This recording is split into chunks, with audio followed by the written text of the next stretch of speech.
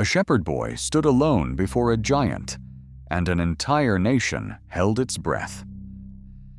This is the story of David and Goliath, told directly from the ancient book of Samuel. The Valley of Elah. Two armies face one another across the valley, Israel on one hill, the Philistines on the other. Neither side advances. The valley waits in silence. Then, from the Philistine camp, a giant emerges. His name is Goliath. He towers above every man in the valley. Bronze armor covers his body like scales. A bronze helmet rests on his head. In his hand, a massive spear, its shaft thick like a weaver's beam. Goliath walks forward and calls out to the army of Israel with a challenge. Why should two armies clash? Choose one man to fight me. If he defeats me, we will serve you. But if I defeat him, you will serve us. Silence. Not a single voice answers from the camp of Israel. Day after day, Goliath steps forward. He mocks. He taunts. He defies the armies of Israel. And for 40 days, no one moves.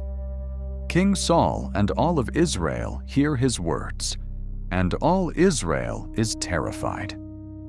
In Bethlehem, in the land of Judah, lives a man named Jesse. He has 8 sons. 3 of them stand with Saul's army at the Valley of Elah. But far from the battle lines, the youngest tends his father's flock. His name is David. One day, Jesse calls David to his side with a simple request. Go and see how your brothers are doing at the battlefront. Take grain and bread to your brothers, and bring back word that they are well. Unaware that he was about to step into one of the most well-known stories ever told, David rises early the next morning. He leaves the flock with another shepherd and goes toward the battle lines. He arrives at the camp. His brothers are there. He greets them. They speak. And then, David sees him. Goliath steps forward from the Philistine ranks, just as he has done every day for 40 days. He raises his voice and hurls his curses at Israel once more. Israel draws back in fear. As Goliath draws closer, panic spreads through the camp like fire.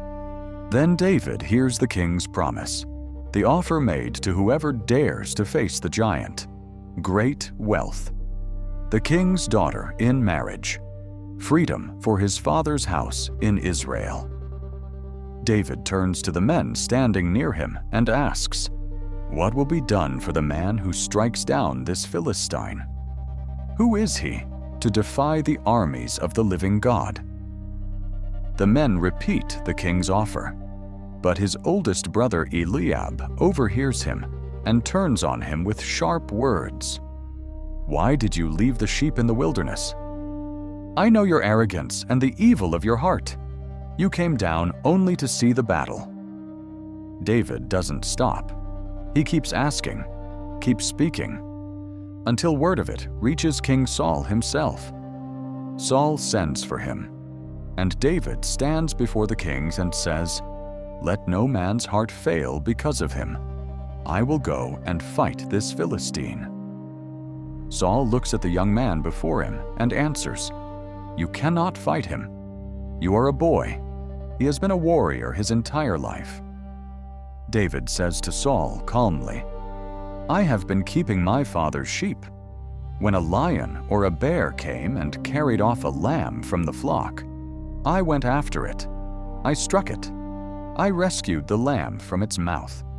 And when it rose against me, I seized it by the beard, struck it, and killed it. This Philistine will be like one of them.